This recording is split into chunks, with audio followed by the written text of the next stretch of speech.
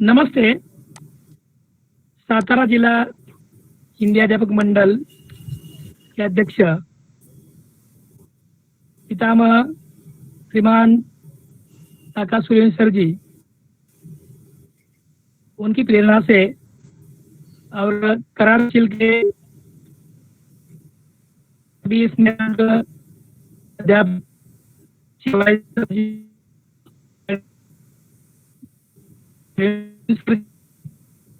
और तहसील के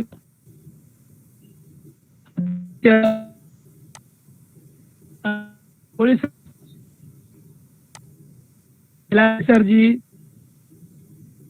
जाहिर सर जी, शेख सर जी, के सर जी, सभी कार्यकारिणी के सदस्य, इनके सहयोग से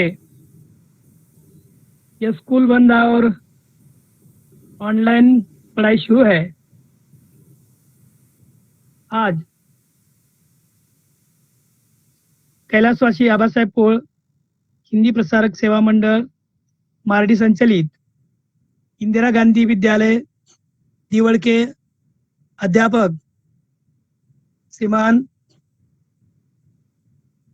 मल्लारी जाधव सर जी,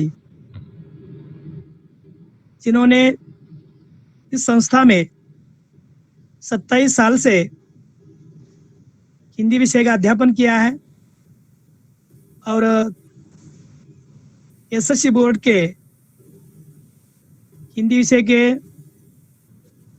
मॉडरेटर का काम उन्होंने 7 साल से किया है और सलग 5 साल उन्होंने स्कूल का 100% रिजल्ट दिया है। ऐसे हिंदी के यह अध्यापक बहुत ही अनुभव प्राप्त किए हुए अध्यापक जी है और आज वो 10वीं कक्षा का पाठ ले रहे हैं। सभी मान तहसील की ओर से उन्हें हम शुभेच्छा देते हैं और वो पाठ शुरू करें, ऐसी मैं उन्हें विनती करता हूं।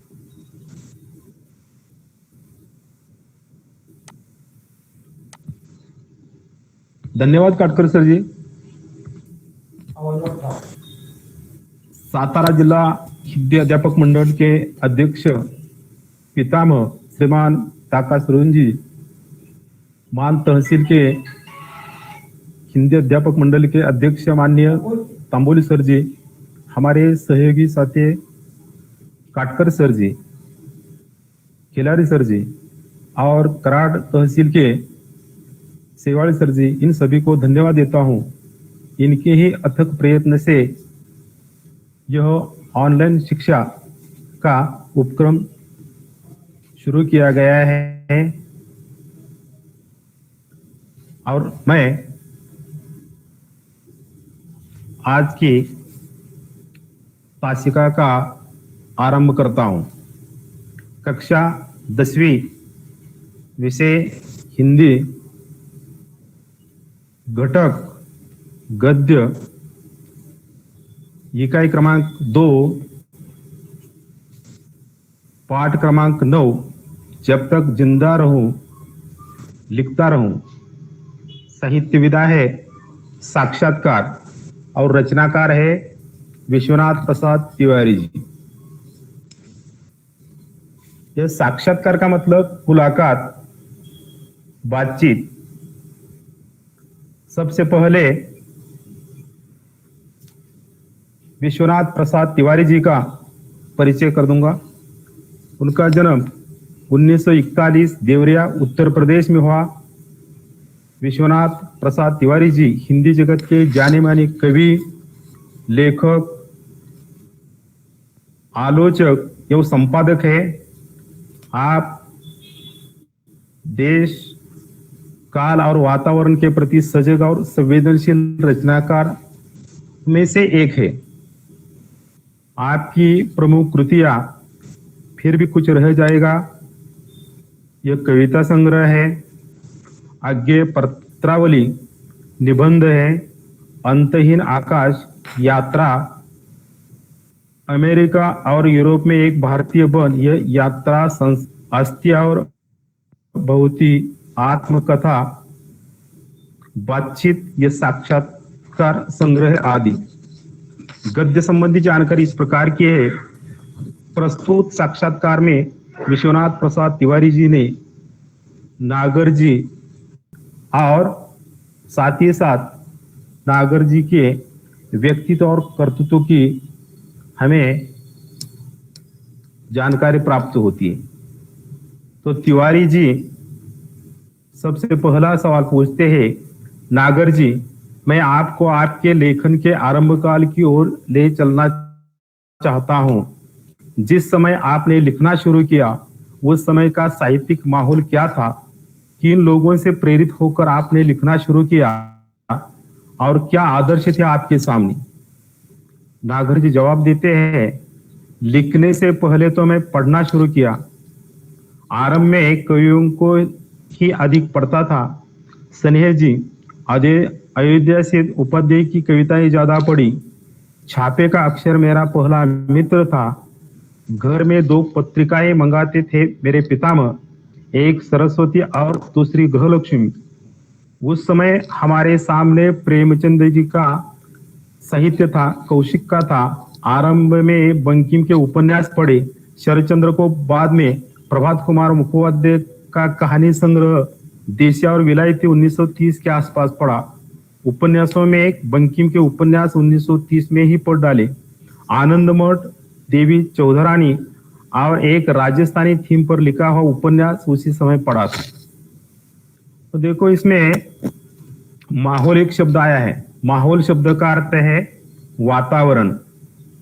तो नागर जी ने पहला ही सवाल किया है कि मैं आपको प्रारंभिक काल में ले चलना चाहता हूं ताकि आपकी लेखन साहित्य की शुरुआत, जबकि तब वातावरण कैसा था और किनसे आप प्रेरित होकर या प्रेरणा लेकर आपने लिखना शुरू किया और आपके सामने आदर्श कौन कौन से थे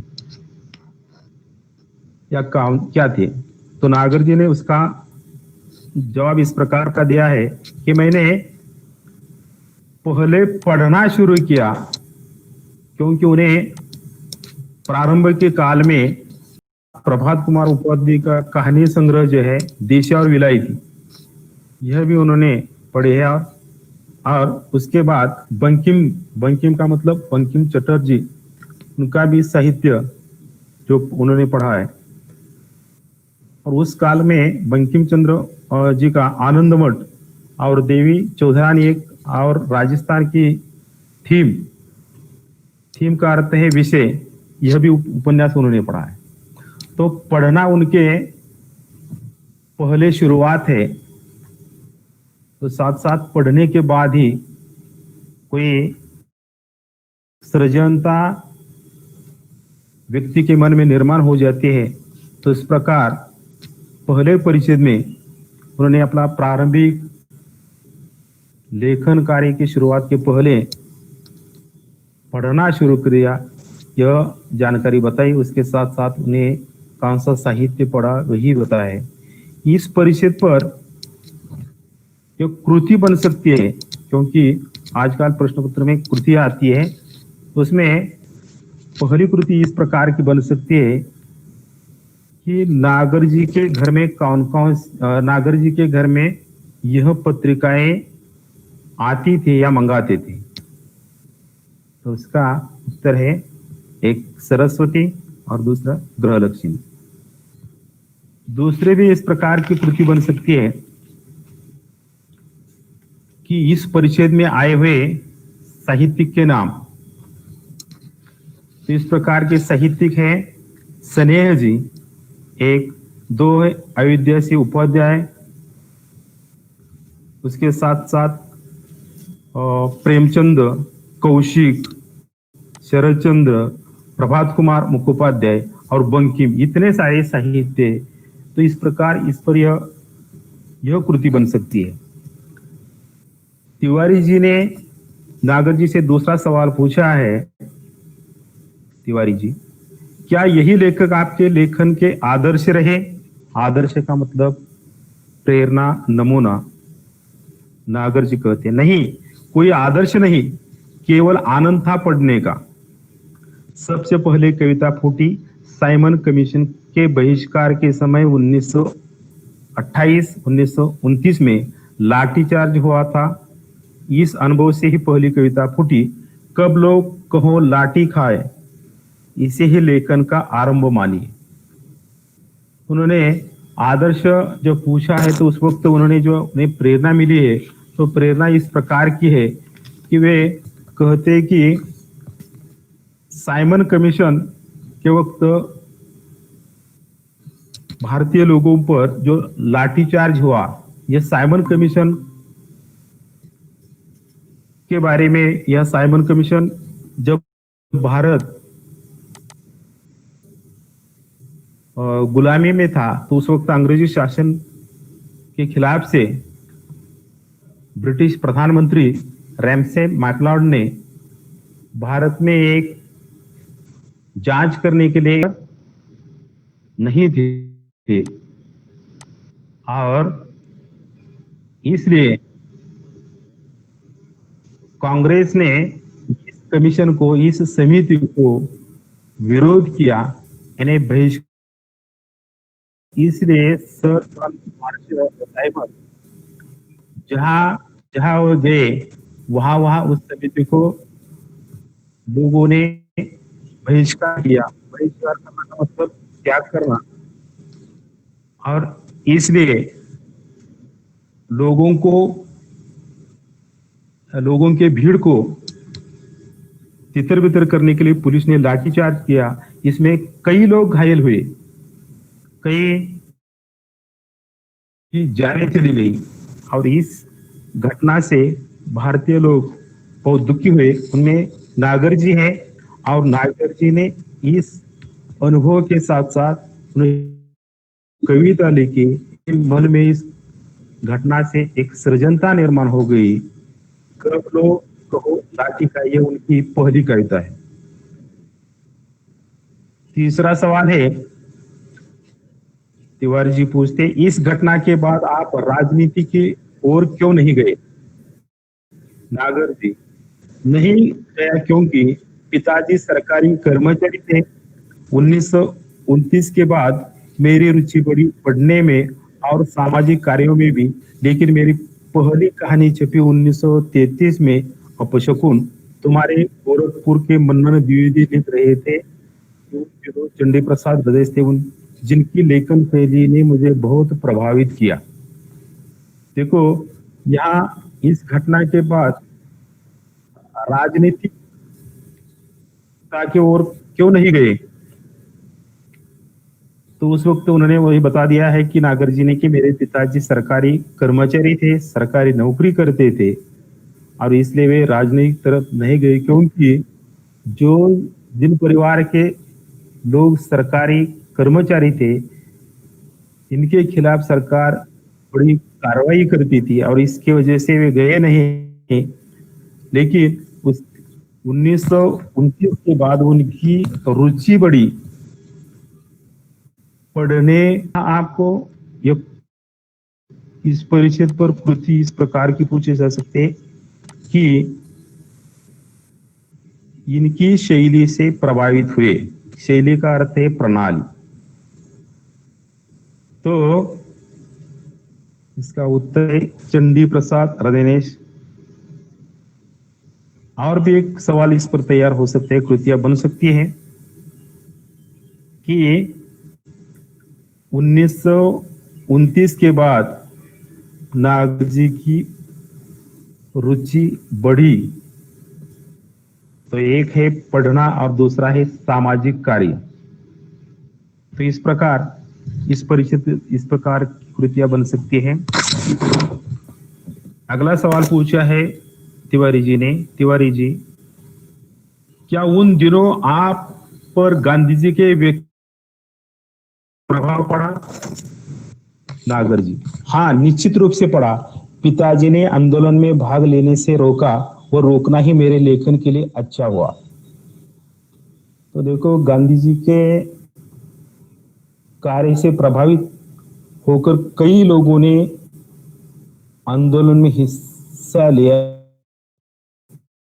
गांधी जी के कार्य प्रभावित हुए हैं, में नागर जी भी पर भी प्रभाव हुआ है, लेकिन उन्होंने इस आंदोलन में हिस्सा नहीं लिया क्योंकि उनके पिताजी ने, नागर जी के पिताजी ने उन्हें रोका और उनके लिए यह भला ही हुआ, अच्छा ही हुआ।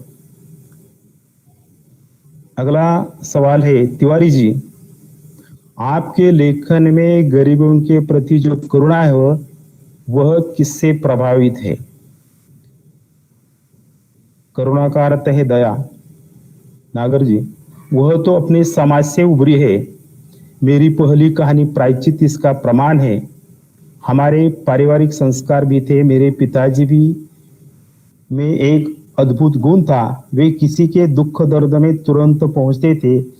इनसे मुझे बहुत प्रभावित किया। देखो, ये जो सवाल है कि उनके लेखन जो है उस लेखन में गरीबों के प्रति दया की भावना दिखाई देती है और इसलिए सवाल पूछा गया है। और वह उन्होंने इसका उत्तर यही दिया है, अपने समाज से यह निर्माण हुए। उनकी जो पहली कहानी है प्रायश्चित, ये उसका क्या है? प्रमाण है। इस प्रायश्चित कहानी में गरीब और गरीब लोगों के प्रति उनके कहानी लेखन में बहुत से उदाहरण और जानकारी दी गई है और वही उन्हें जो संस्कार है वह अपने परिवार से मिले हैं और उनके पिताजी में जो गुण थे वही बताए गए हैं। तो उनके पिताजी में इस पर यह कृति बन सकती है कि नागर जी के पिताजी में होने वाले गुण, तो एक है गरीबों के प्रति दया और दूसरा है वे किसी के दुख दर्द में तुरंत पहुंचते थे और यह सारे संस्कार नागर जी पर हुए हैं।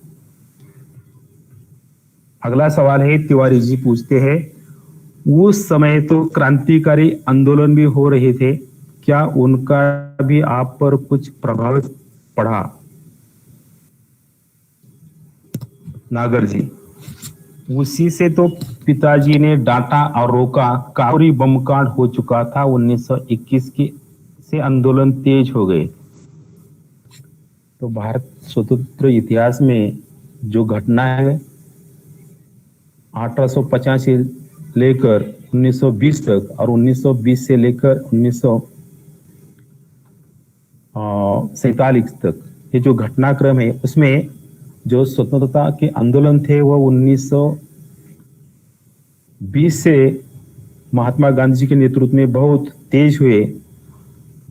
वैसे तो दो प्रकार के आंदोलन है, क्रांतिकारी आंदोलन और दूसरा जैसा राष्ट्रीय कांग्रेस ने किया हुआ आंदोलन जो अहिंसक रूप से शुरू किया गया था।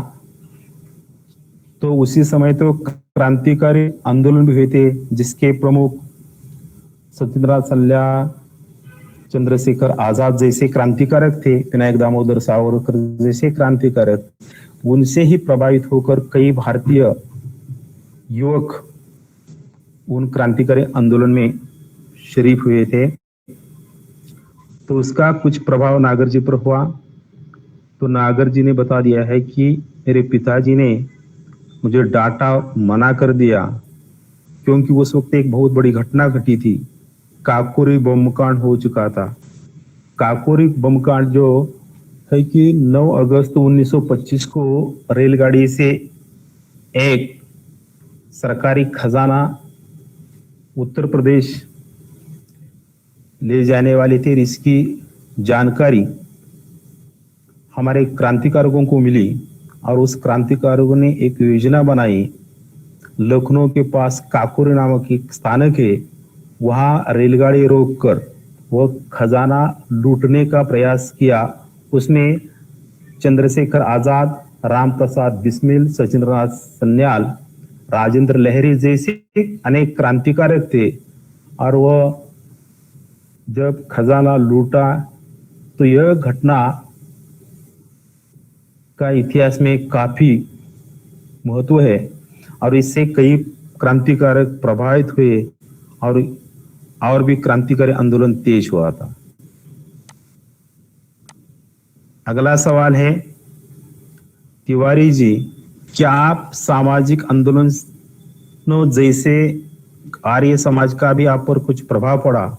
ये तिवारी जी ने नागर जी से सवाल पूछा। तो नागर जी कहते, आरंभिक असर है थोड़ा जरूर। मेरे पिताजी में एक अच्छी बात थी कि उन्होंने मुझे सामाजिक आंदोलन में जाने से कभी नहीं रोका। जवाहरलाल नेहरू से मेरी भेंट 1933 में हुई। उनकी मां मेडिकल कॉलेज में दाखिल थी और उसी समय मेरा छोटा भाई भी वहां दाखिल था। नेहरू जी जेल में थे। उनकी मां के पास कुछ कश्मीरी लोगों को छोड़कर कोई आता जाता नहीं था। मैं उनके माताजी पास रोज जाता था। पंडित जब जेल से छूटे तो मेरी उनसे वही भेंट हुई जो प्रायः होती रहती थी। उनसे खूब बातें होती थी, हर तरह की। देखो, एक सामाजिक आंदोलन जो आर्य समाज का है, यह आर्य समाज का जो की निर्मित स्वामी दयानंद सरस्वती जी ने 1875 में मुंबई में की थी। और एक यह हिंदू सुधार आंदोलन, और इस हिंदू सुधार आंदोलन यानी आर्य समाज का प्रभाव उन पर कुछ पड़ा है। तो बताते कि प्रारंभिक काल में थोड़ा सा पड़ा। पिताजी ने उनके सामाजिक कार्य के लिए कभी रोका नहीं, मनाही नहीं की। और इसलिए एक उदाहरण बताते कि पंडित नेहरू जी की मां जब अस्पताल में दाखिल थी तो उस वक्त 1933 में उनको मिलने के लिए कश्मीरी लोगों के सिवा कोई नहीं आता जाता था। तो उनके वक्त उनके छोटी भाई नागर जी के छोटी भाई भी उस अस्पताल में दाखिल थी। उस वक्त उनके पंडित नेहरू जी की मां से वे मिलने जाते थे और उस वक्त पंडित नेहरू जी और नागर जी की मुलाकात हुई थी, भेंट हुई थी। और उस वक्त उनके कई सामाजिक राजनीतिक चर्चा उनमें हुई है, हर तरह की चर्चा हुई है। अगला सवाल, तिवारी जी, आपका पहला उपन्यास कौन सा है? नागर जी, पहला उपन्यास लिखा 1944 में महाकाल, जो छपा 1946 में बंगाल से। तो उनका पहला जो उपन्यास है 1944 में उन्होंने लिखा था। लेकिन बंगाल यानी बंगाल उस वक्त जो अभी का पश्चिम बंगाल और बांग्लादेश वो अलग अलग हिस्से है। तो वहां बंगाल गए और बंगाल से वापस आने पर 1946 में वही छपा है जो पहला उपन्यास। तो इस प्रकार इस पर भी कृति बन सकती है। नागर जी का पहला उपन्यास तो महाकाल और कालखंड है 1944। तिवारी जी ने अगला सवाल पूछा, क्या यही बाद में भूख नाम से प्रकाशित हुआ? तो नागर जी कहते हाँ। तो यह नागर जी का पहला उपन्यास महाकाल बाद में वह भूख नाम से प्रकाशित हुआ है। अगला प्रश्न है, तिवारी जी, नागर जी, आप अपने समय के कौन कौन से लेखकों से संपर्क प्रभाव में रहे?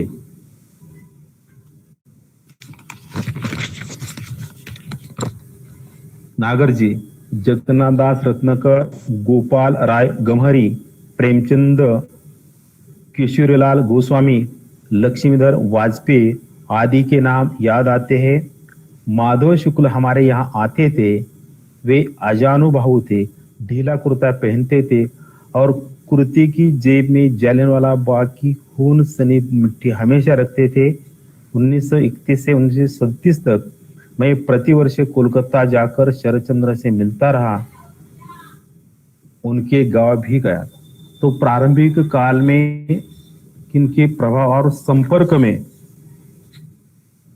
और प्रभावित रहे वही साहित्यकार जिनके नाम इस प्रकार के हैं, प्रेम है, किशोर लाल गोस्वामी है, लक्ष्मीधर वाजपेयी आदि है। लेकिन उनमें से सबसे जो प्रभावित रहे हैं वह है माधव शुक्ल। वे हमेशा नागर जी के घर में आते थे। उनकी खासियत वह बताई गई है कि वे आजानुबाहु थे। आजानुबाहु का अर्थ है जिनके बाहु घुटनों तक लंबे होते हैं, यानी सामान्यतः जिनके हाथ घुटनों तक लंबे होते ऐसे व्यक्ति को अजानुबाहु कहते हैं। और एक उनकी विशेषता है, वे हमेशा ढीला कुर्ता पहनते और कुर्ते के जेब में जालियनवाला बाग की खून से सनी मिट्टी हमेशा रखते। ये जालियनवाला बाग आज स्थित पंजाब में अमृतसर नामक जो शहर है, उस शहर में जालियनवाला बाग है। और उस वक्त की घटना इतिहास में भी बहुत प्रसिद्ध है कि 13 अप्रैल 1919 में जब ब्रिटिश सरकार ने संचार बंदी जारी की थी, उस वक्त हमारे उस वक्त के राजनेताओं ने एक सभा बुलाई थी। जो सभा जालियनवाला बाग में थी, वह जालियनवाला बाग ऐसा स्थान है कि उसके चारों तरफ से दीवारें, ऊंची ऊंची दीवारें है, आने जाने का एकमात्र रास्ता था।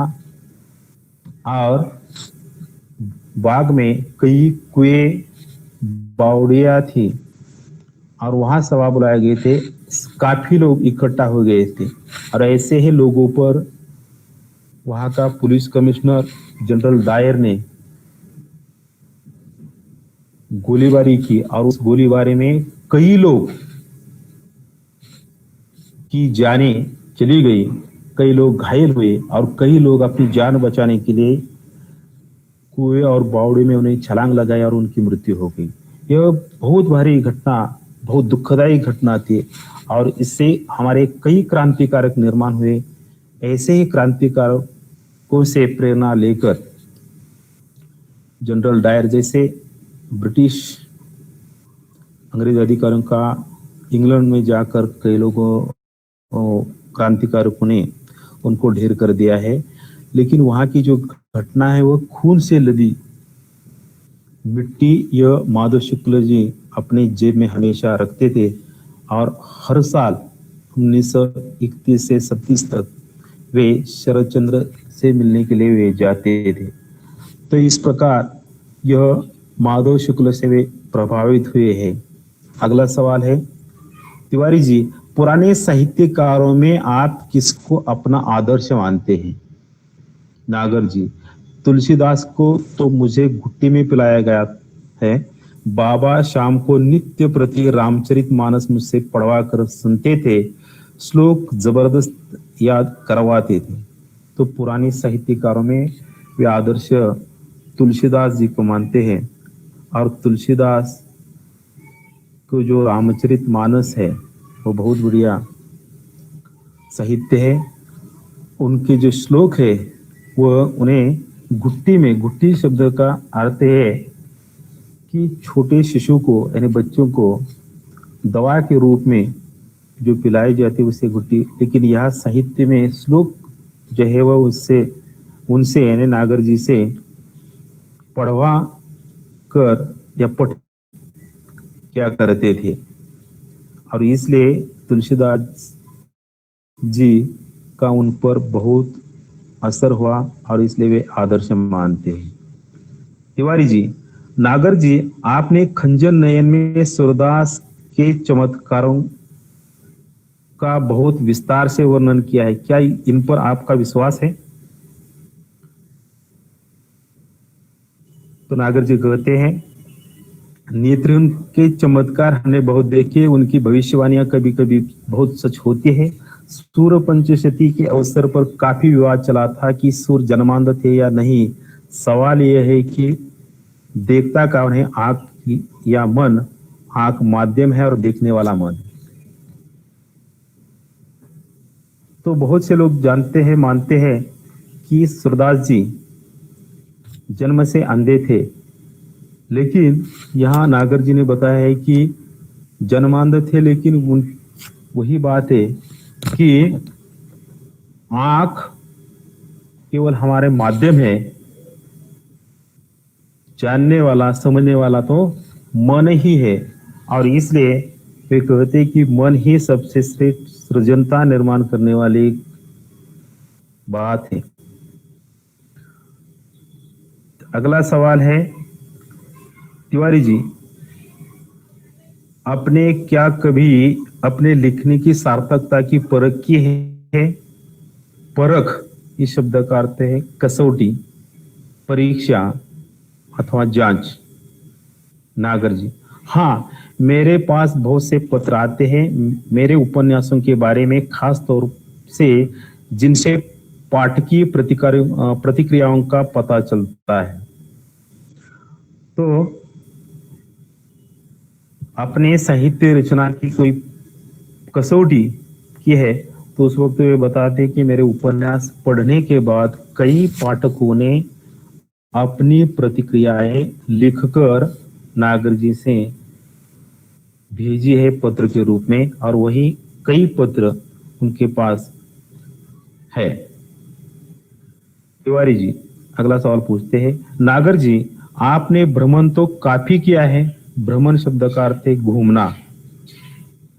नागर जी, हाँ, पूरे अखंड भारतवर्ष का, पेशावर से कन्याकुमारी तक, बंगाल से कश्मीर तक, इन यात्राओं का भी यह लाभ हुआ कि मैंने कैरेक्टर बहुत देखे और उनके मनोविज्ञान को समझने का मौका मिला। तो यहाँ बताया है कि उन्होंने भारतवर्ष का काफी भ्रमण किया है, पेशावर से कन्याकुमारी तक, बंगाल से कश्मीर तक, और वहां घूमने के बाद उन्हें कई चरित्र का अनुभव आया है। कई लोगों को मिलने के बाद उनके कैरेक्टर, अंग्रेजी शब्द है यानी चरित्र, जैसे कि मनोविज्ञान। मनोविज्ञान शब्द का अर्थ है मन की चित्त कृतियों का विवेचन करने वाला विज्ञान। नहीं, इस प्रकार उनका उन्हें वो लाभ हुआ है। इस पर भी कृति बन सकती है कि नागर जी ने यहां की यात्रा की, तो कृति में एक ये स्थान है, एक है पेशावर, दूसरा है कन्याकुमारी और बंगाल, कश्मीर, ये 4 स्थानों की उन्होंने यात्रा की है। अगला सवाल है, तिवारी जी, अपने समय के लेखकों में आप किन्हें पसंद करते हैं? साहित्यकार है, उनमें से देशी और विदेशी भी साहित्यकार जो बहुत उनसे प्यार करते, उनमें है रामविलास शर्मा और प्रभात कुमार उपाध्याय। और प्रभात कुमार उपाध्याय का देशी और विलायती उन्हें बहुत ही पसंद साहित्य है, और उस साहित्य रचना में यानी देशी और विलायती साहित्य रचना में बदलते हुए भारतीय समाज के सुंदर सा चित्र उन्होंने लेखन किया है। क्योंकि इस कहानी में उन्हें भारत के बदलते हुए चित्र सामने आते हैं। और विदेशी जो लेखक हैं उनमें टॉलस्टॉय की रचनाएं उन्हें पसंद। तो इसी तरह टॉलस्टॉय और चेखव, यह रूस के महान साहित्यकार है। चेखव उनका पूरा नाम है अंतोन चेखव, रूस के महान विख्यात साहित्यकार है। मुंशी प्रेमचंद जी ने चेखव का है कि विश्व के सर्वश्रेष्ठ कहानीकारों में चेखव जी है। तो यह हमारे भारतवर्ष के रामविलास शर्मा और प्रभात लेखक। तो विदेशी कहा तो टॉलस्टॉय और चेखव है। अगला सवाल है, तिवारी जी, आपने तो पत्रों का भी बहुत संकलन किया है। संकलन शब्द का अर्थ है संग्रह। अगर जी हाँ, बहुत पत्रों का संग्रह भी काफी है, लेकिन वह व्यवस्थित नहीं है। मैंने प्रत्येक आवाज भी बड़े बूढ़ों से सुनकर भी बहुत कुछ प्राप्त किया। गदर के फूल के लिए मुझे बहुत लोगों से मिलना जुलना पड़ा। तो कई ऐसे लेखक हैं जो वहां जहां घटना स्थित है, इसे उस घटना का पूरा जायजा लेकर ही लेखन करते हैं। तो ये उन्होंने इसमें गदर के फूल, ये जब साहित्य इन्हें लिखने के लिए, उपन्यास लिखने के लिए या साहित्य उपन्यास लिखने के लिए वे फील्ड वर्क में जहाँ की घटनाएं जो लोगों के साथ जुड़ी हुई है उनके पास जाकर उन्होंने वही उनकी बातें समझ लेकर ही लिखा हुआ उपन्यास है। कई लोगों के पत्रों का संग्रह उनके पास है, लेकिन पत्रों का संग्रह जो है वह भी पूरी व्यवस्थित नहीं है। हमारे मान तहसील के एकमात्र ऐसे उपन्यासकार है जिनका नाम है उत्तम बंडू तुपे। वे भी तृतीय पंथी के लोगों के उन्होंने उस वक्त जुलवा नामक उपन्यास लिखा है। कई लोग कहते हैं कि वह जोगवा और जुलवा एक जैसे ही है। तो तृतीय पंथीय लोगों के जीवन पर आधारित हमारे मान तहसील के उपन्यासकार उत्तम बंडू तुपे जी की साहित्य रचनाएं पिछले 6 महीने में उनका देहांत हुआ है। तो कई ऐसे उपन्यासकार होते हैं, साहित्यिक होते हैं, वो फील्ड वर्क की घटनाएं वहां जाकर वे काम करते हैं, लेखन करते हैं और वह अनुभव लोगों से लेते हैं। अगला सवाल है, तिवारी जी, आपने अपने उपन्यासों के लिए फील्ड वर्क बहुत किया। नागर जी, हाँ, बहुत करना पड़ा। नाचो बहुत गोपाल के लिए सफाई कर्मियों से बस्ती में जाकर पड़ा, उनके रीति रिवाजों का अध्ययन करना पड़ा। यह भी नागर जी भी ऐसे मैंने अभी बताया उसी प्रकार वे सफाई कर्मी जो है हर एक नगरन्यास में शहर की सफाई करने वाले जो जिनके खिलाफ लोगों की नजरें ठीक रहते, ऐसे लोगों में प्रयोग के पास जा मन और प्राण को अलग अलग मानते हैं। नागर जी, हाँ, प्राण को मन से अलग करना पड़ेगा। मन की गति आगे तक है, प्राण को वहां तक खींचना पड़ता है। मन एक ऐसे निर्मल जल है, मन प्राण से सदता है।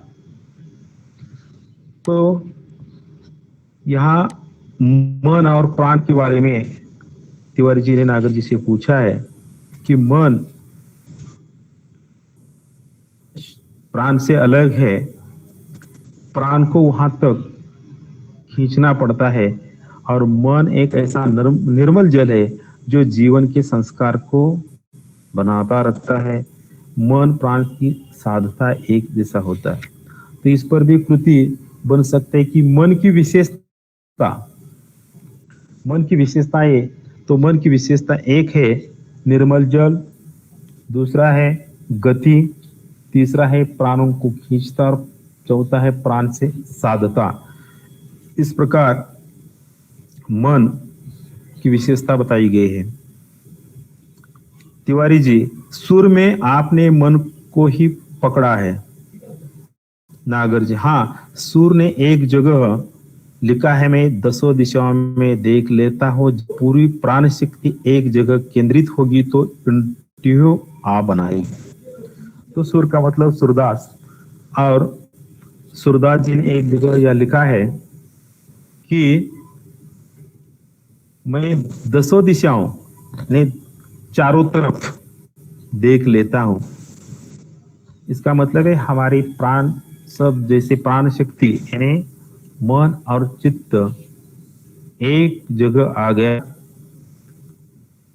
एकाग्रता निर्माण हो गई, तो यह तस्वीर बन सकते और कोई भी सृजनता निर्माण हो सकती है, कल्पना विस्तार हो सकता है, यही बताया है। आखिरी सवाल तिवारी जी पूछते हैं नागर जी से, नागर जी, हम लोगों ने आपका बहुत समय लिया, बल्कि आपकी उम्र और स्वास्थ्य का भी लिहाज नहीं किया। लिहाज शब्द का अर्थ है आदर। नागर जी, स्वास्थ्य ठीक है मेरा, पत्नी की मृत्यु के बाद एक टूटन आ गई थी, लेकिन फिर मैंने सोचा कि लिखने के सिवा और चारा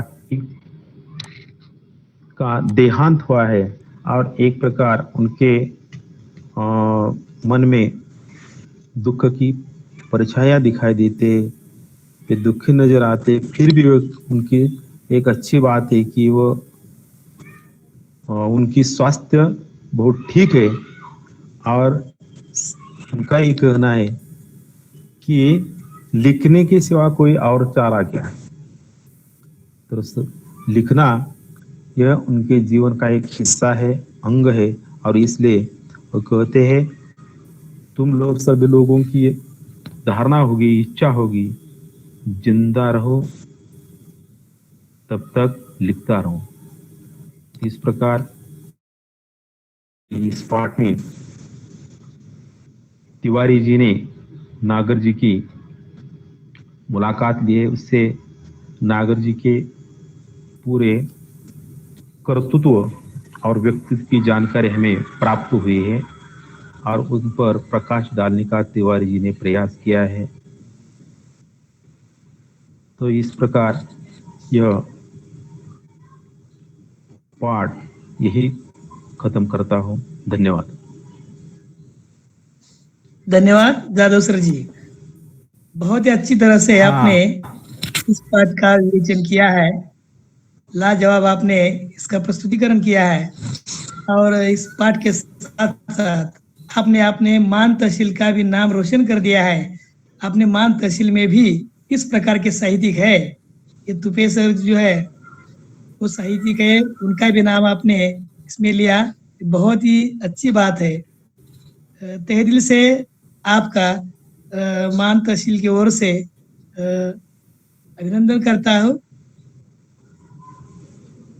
धन्यवाद।